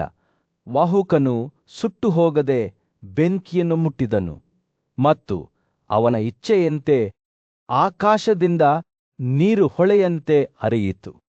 ಆದರೆ ಅವನು ತನ್ನ ಕೈಗಳಿಂದ ಹೂವುಗಳನ್ನು ಒತ್ತಿದಾಗ ಅವಳಿಗೆ ಅತ್ಯಂತ ಆಶ್ಚರ್ಯವಾಯಿತು. ಅವು ಮೊದಲಿಗಿಂತ ಹೆಚ್ಚು ಉತ್ಸಾಹದಿಂದ ಅರಳುವುದನ್ನು ನೋಡಲು ಮಾತ್ರ ಅವಳು ದಮಯಂತಿ ಪಕ್ಕಕ್ಕೆ ಹಿಂತಿರುಗಿದಾಗ ಕೇಶಿನಿ ವಾಹುಕಳ ನಂಬಲಾಗದ ಸಾಧನೆಗಳ ಎಲ್ಲ ವಿವರಗಳನ್ನು ವಿವರಿಸಿದಳು. ಅವಳು ಕೂಜ್ಯಭಾವದಿಂದ ಮಾತನಾಡುತ್ತಿದ್ದಳು. ಒಬ್ಬ ಮಾರ್ತ್ಯ ಮನುಷ್ಯನ ಬದಲಿಗೆ ದೇವರನ್ನು ವಿವರಿಸಿದಂತೆ ದಮಯಂತಿ ತನ್ನ ಹೃದಯವು ತನ್ನ ಎದೆಯಲ್ಲಿ ಬಡಿದುಕೊಳ್ಳುವುದನ್ನು ಶ್ರದ್ಧೆಯಿಂದ ಆಲಿಸಿದಳು. ಅದು ಆಗಬಹುದೇ? ಅವಳು ಕಳೆದುಹೋದ ನಳ ಇದೇನಾಬಹುದ? ಸ್ವನು ತನ್ನ ಕಥೆಯನ್ನು ಮುಂದುವರಿಸುತ್ತಾ ಕೇಸಿನಿಯ ವರದಿಯನ್ನು ಕೇಳಿದ ನಂತರ ವಾಹುಕ ನಿಜವಾಗಿಯೂ ತನ್ನ ಪತಿನನೆಂದು ದಮಯಂತಿಗೆ ಮನವರಿಕೆಯಾಯಿತು.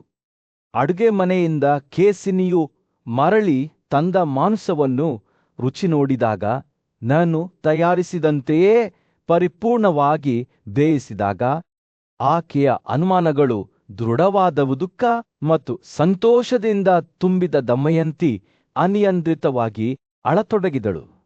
ಅವಳು ಮತ್ತೊಮ್ಮೆ ಕೇಶಿನಿಯನ್ನು ಕರೆದು ತನ್ನ ಮಕ್ಕಳಾದ ಇಂದ್ರಸೇನ ಮತ್ತು ನೈಷಾದನನ್ನು ತನ್ನ ಆರೈಕೆಗೆ ಒಪ್ಪಿಸಿದಳು. ವಾಹುಕನಿಗೆ ತನ್ನ ನಿಜವಾದ ಗುರುತು ಇನ್ನೂ ತಿಳಿದಿರಲಿಲ್ಲವಾದ್ದರಿಂದ ಅವಳಿ ಮಕ್ಕಳನ್ನು ತನ್ನದೆಂದು ಗುರುತಿಸಿದಳು. ಅವನು ಅವರನ್ನು ಹತ್ತಿರಕ್ಕೆ ಹಿಡಿದಾಗ ಆಳವಾದ ದುಃಖವು ಅವನ ಮೇಲೆ ಸುರಿಯಿತು ಮತ್ತು ಅವನು ದುಃಖಿತ ತಂದೆಯಂತೆ ಗಟ್ಟಿಯಾಗಿ ಅಳುತ್ತಿದ್ದನು.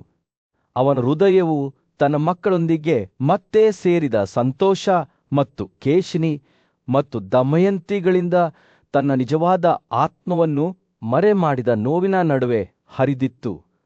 ನೈಷಾದನೂ ಸಹ ವಾಹುಕದೊಳಗಿನ ಪ್ರಕ್ಷುಬ್ಧತೆಯನ್ನು ಅರಿತುಕೊಂಡಂತೆ ತೋರುತ್ತಿತ್ತು, ಏಕೆಂದರೆ ಅವನು ಇದ್ದಕ್ಕಿದ್ದಂತೆ ಅವಳಿ ಮಕ್ಕಳ ಪಕ್ಕವನ್ನು ತೊರೆದು ಕೇಶಿಣಿಯನ್ನು ಶಾಂತ ಧ್ವನಿಯಲ್ಲಿ ಸಂಬೋಧಿಸಿದನು. ಕೇಶಿಣಿ, ಅವನು ಹೇಳಿದ, ದಯವಿಟ್ಟು ಜಾಗರೂಕರಾಗಿರಿ.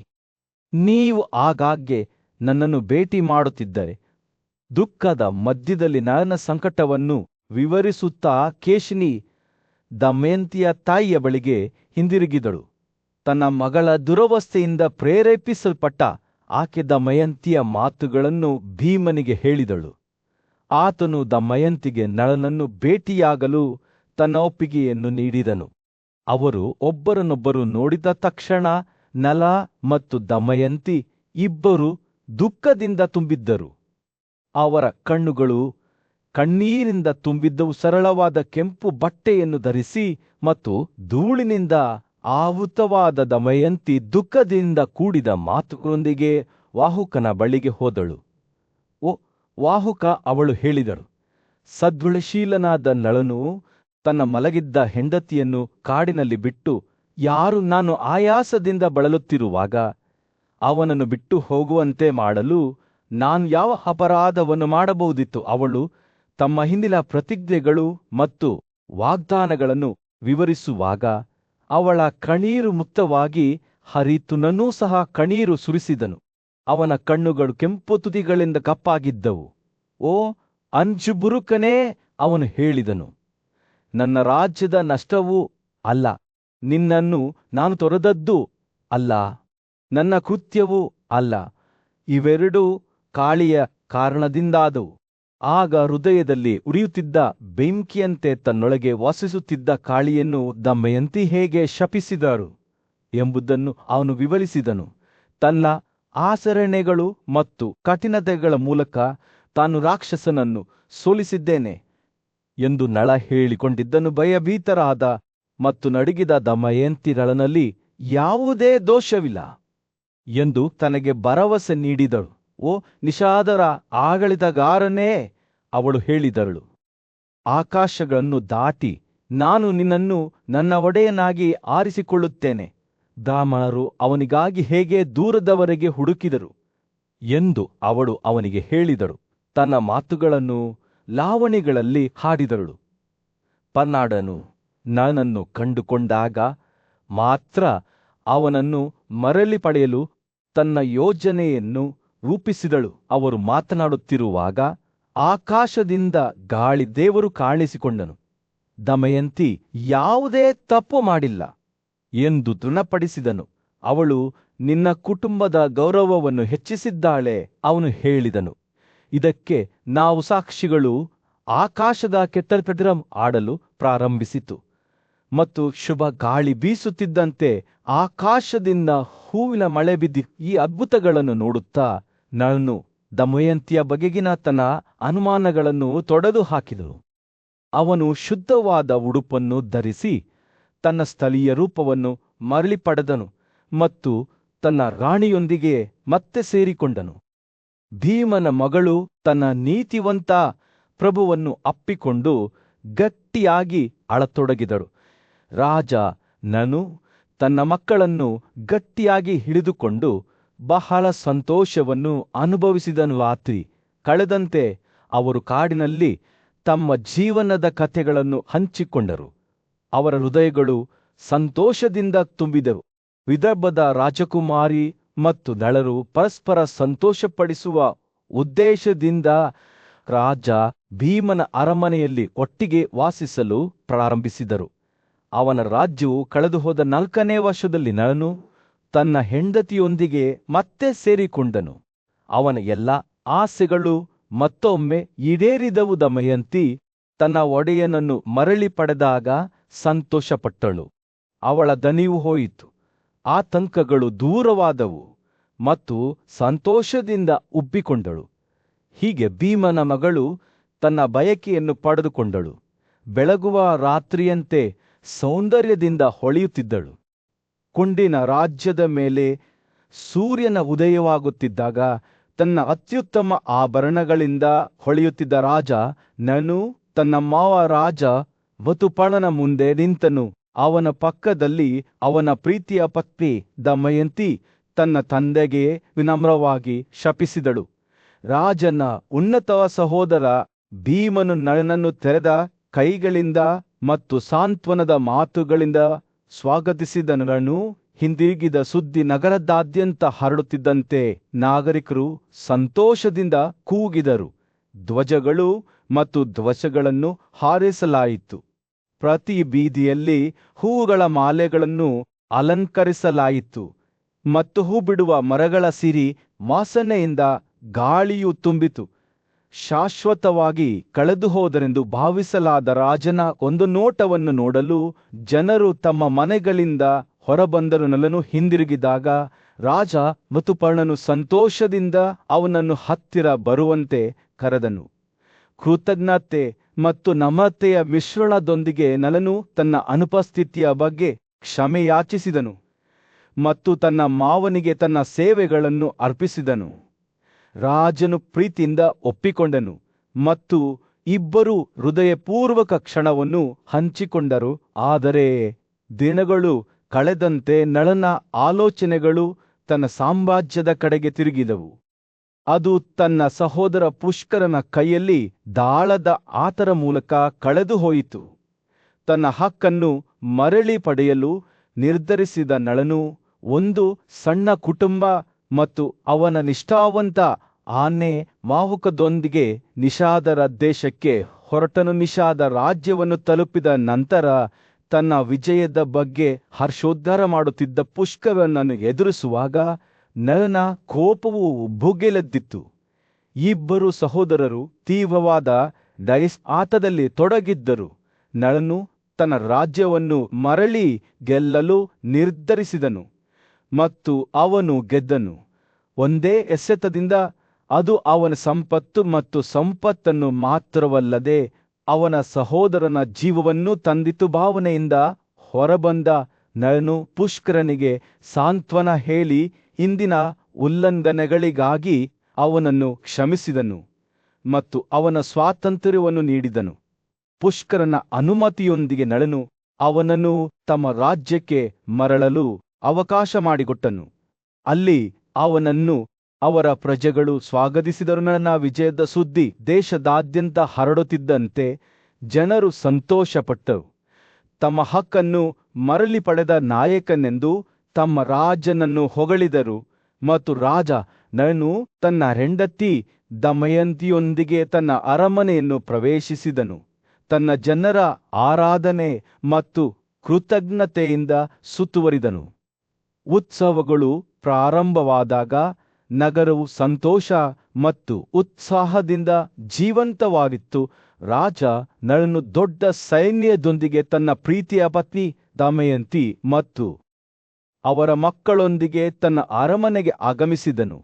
ಆಕೆಯ ತಂದೆ ವಿದರ್ಭದ ಪ್ರಬಲ ಯೋಧ ಭೀಮನು ಅವರನ್ನು ಬಹಳ ಗೌರವದಿಂದ ಕಳುಹಿಸಿದನು ಮತ್ತು ಈಗ ಅವರನ್ನು ರಾಜ್ಯಕ್ಕೆ ಸ್ವಾಗತಿಸಲಾಯಿತು. ರಾಜಮನೆತನವು ತಮ್ಮ ಹೊಸ ಜೀವನದಲ್ಲಿ ನೆಲೆಗೊಳ್ಳುತ್ತಿದ್ದಂತೆ ರಾಜ ನಳ ಸಂತೋಷಕ್ಕೆ ಯಾವುದೇ ಮಿತಿ ಇರಲಿಲ್ಲ. ಅವನು ದೇವರಂತೆ ತನ್ನ ಪ್ರೀತಿ ಪಾತ್ರ ಸಂತೋಷವನ್ನು ಆನಂದಿಸುತ್ತಿದ್ದನು ಮತ್ತು ಅವನ ರಾಜ್ಯವು ಅವನ ಬುದ್ಧಿವಂತ ಆಳ್ವಿಕೆಯಲ್ಲಿ ಅಭಿವೃದ್ಧಿ ಹೊಂದಿತು. ರಾಜನು ದೇವರುಗಳನ್ನು ಸಮಾಧಾನಪಡಿಸಲು ಹಲವಾರು ತ್ಯಾಗಗಳನ್ನು ಮಾಡಿದನು. ಬ್ರಾಹ್ಮಣರ ಮೇಲೆ ಉಡುಗೊರೆಗಳು ಮತ್ತು ಆಶೀರ್ವಾದಗಳನ್ನು ಸುರಿಸಿದನು. ಆದರೆ ಶಾಂತಿ ಮತ್ತು ಸಮೃದ್ಧಿಯ ಈ ಅವಧಿಯು ಅದೃಷ್ಟದ ಕ್ರೂರ ಕೈಯಿಂದ ಶೀಘ್ರದಲ್ಲೇ ಅಸ್ತವ್ಯಸ್ತಗೊಳ್ಳುತ್ತದೆ ಎಂದು ಯಾರಿಗೂ ತಿಳಿದಿರಲಿಲ್ಲ. ರಾಜ ನನ್ನ ಪತನವು ಸನ್ನಿಹಿತವಾಗಿತ್ತು. ಇದು ವಿಶ್ವಾಸಘಾತುಕ ದಾಳಗಳ ಆಟದಿಂದ ಉಂಟಾಯಿತು. ಅವನು ಎಲ್ಲವನ್ನೂ ಕಳೆದುಕೊಂಡನು. ಅವನ ರಾಜ್ಯ, ಅವನ ಸಂಪತ್ತು ಮತ್ತು ಅವನ ಪ್ರೀತಿಯ ಹೆಂಡತಿಯೂ ಸಹ. ಕುತಂತ್ರದ ಶಕುನಿಗೆ ಒಂದು ಕಾಲದಲ್ಲಿ ಪ್ರಬಲನಾಗಿದ್ದ ರಾಜನು ಈಗ ತನ್ನ ಹಿಂದಿನ ಆತ್ಮದ ನೆರಳು, ತನ್ನ ನೆನಪುಗಳಿಲ್ಲದೆ ಕಾಡಿನಲ್ಲಿ ಅಲೆದಾಡುತ್ತಿದ್ದನು. ಋಷಿಯಾದ ವೈಶಂಪಾಯನನು ರಾಜ ಯುಧಿಷ್ಠಿರನನ್ನು ದೂರದಿಂದ ನೋಡುತ್ತಿದ್ದನು. ಯುವ ರಾಜಕುಮಾರನು ತನ್ನ ತಂದೆಯ ಮರಣ ಮತ್ತು ಅವರ ರಾಜ್ಯವನ್ನು ಕಳೆದುಕೊಳ್ಳುವುದನ್ನು ನಿಭಾಯಿಸಲು ಹೆಣಗಾಡುತ್ತಿದ್ದಾನೆ ಎಂದು ಅವನಿಗೆ ತಿಳಿದಿತ್ತು. ಈ ಪ್ರಕ್ಷುಬ್ಧ ಸಮಯದಲ್ಲಿ ರಾಜನಿಗೆ ಸಾಂತ್ವನ ಮತ್ತು ಮಾರ್ಗದರ್ಶನ ನೀಡುವ ಕಥೆಯನ್ನು ಹಂಚಿಕೊಳ್ಳಲು ಬುದ್ಧಿವಂತನು ನಿರ್ಧರಿಸಿದನು. ಮತ್ತೊಬ್ಬ ಪೂಜ್ಯ ಋಷಿಯಾದ ಬೃಹದಾಸ್ವನು ರಾಜ ನಳನ ಪತನ ಮತ್ತು ಪುನರುತ್ಥಾನದ ಕಥೆಯನ್ನು ಪುನರಾವರ್ತಿಸಲು ಪ್ರಾರಂಭಿಸಿದನು. ಅವನು ರಾಜನ ಶೌರ್ಯ, ದಮಯಂತಿ ಮೇಲಿನ ಅವನ ಪ್ರೀತಿ ಮತ್ತು ಕೆಟ್ಟದ್ದರ ಮೇಲೆ ಒಳ್ಳೆಯದರ ಅಂತಿಮ ವಿಜಯದ ಬಗ್ಗೆ ಮಾತನಾಡಿದನು. ಬೃಹದಾಸ್ವನು ಮಾತನಾಡುತ್ತಿದ್ದಂತೆ ರಾಜನು ಶ್ರದ್ಧೆಯಿಂದ ಆಲಿಸಿದನು. ಅವನ ಹೃದಯವು ದುಃಖ, ನಾಸ್ಟಾಲ್ಜಿಯಾ ಮತ್ತು ಭರವಸೆಯಂತಹ ಭಾವನೆಗಳ ಮಿಶ್ರಣದಿಂದ ತುಂಬಿತ್ತು. ಮಧ್ಯೆ ದೊಡ್ಡ ಕಾಡಿನಲ್ಲಿ ಅರ್ಜುನನು ತೀವ್ರ ತಪಸ್ಸಿನಲ್ಲಿ ತೊಡರಿಸಿಕೊಂಡಿದ್ದನು.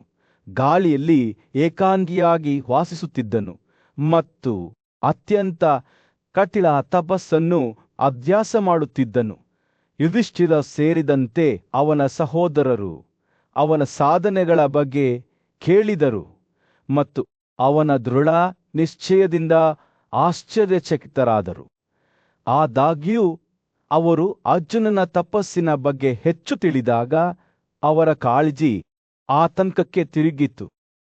ಅಂತಹ ವಿಪರೀತ ಅಭ್ಯಾಸಗಳು ಒಬ್ಬರ ಆರೋಗ್ಯ ಮತ್ತು ಯೋಗಕ್ಷೇಮಕ್ಕೆ ಹಾನಿಕರವಾಗಬಹುದು ಎಂದು ಅವರಿಗೆ ತಿಳಿದಿತ್ತು. ಸೂರ್ಯನು ಮತ್ತೊಂದು ದಿನ ಕಾಡಿನಲ್ಲಿ ಮುಳುಗಲು ಪ್ರಾರಂಭಿಸಿದಾಗ ರಾಜ ಯುಧಿಷ್ಠಿರನು ಅಲ್ಲಿ ವಾಸಿಸುತ್ತಿದ್ದ ಬ್ರಾಹ್ಮಣರ ನಡುವೆ ಸಾಂತ್ವನವನ್ನು ಬಯಸಿದನು. ಅರ್ಜುನನ ತಪಸ್ಸಿನ ಬಗ್ಗೆ ತನ್ನ ಕಾಳಜಿಯನ್ನು ಅವರೊಂದಿಗೆ ಹಂಚಿಕೊಂಡನು. ಅವರ ಸಲಹೆ ಮತ್ತು ಮಾರ್ಗದರ್ಶನವನ್ನು ಕೇಳಿದನು. ಕಾಡಿನ ಬುದ್ಧಿವಂತರು ಗಮನದಿಂದ ಆಲಿಸಿದರು. ಯುವ ರಾಜನಿಗೆ ಬುದ್ಧಿವಂತಿಕೆ ಮತ್ತು ಸಾಂತ್ವನದ ಮಾತುಗಳನ್ನು ನೀಡಿದರು. ರಾಜ ಯುಧಿಷ್ಠಿರನು ತನ್ನಿಂದ ಕಲಿಯಲು ಸಿದ್ಧನಾಗಿದ್ದಾನೆಂದು ಅರಿತ ಬೃಹದಸ್ವನು ರಾಜಕುಮಾರನ ಬಳಿ